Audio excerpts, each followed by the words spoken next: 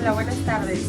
Mi nombre es Brenda, soy del equipo de Pretty Woman. Ahorita en este momento les presento un cabello dañado con procesos químicos muy fuertes, ya que ella quiso llegar a un tono muy claro, a un tono platinado. Ahorita está muy de moda estos tonos, pero hay que tener mucho cuidado, ya que hay el riesgo que el cabello se rompa. Lo ideal para el cabello de cabellos es hacer una botox, que es un rellenador capilar. Ahorita el cabello está totalmente dañado, está hueco.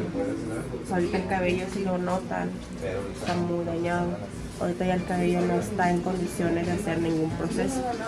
Entonces lo ideal es hacer una botox para que el cabello cambie, el cabello se nutra interiormente.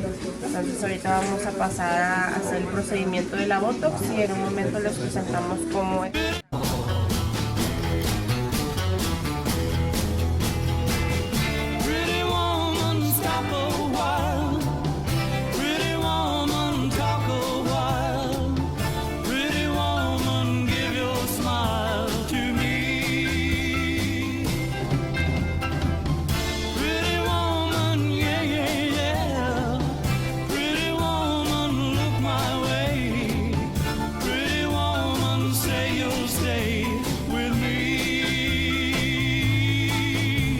I need you, I'll treat you right.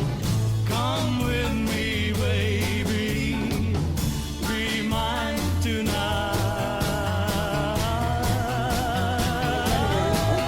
Es el último paso, ese es para el sellado del procedimiento que acabamos de hacer y es para el protector térmico también para el cabello, posiciones.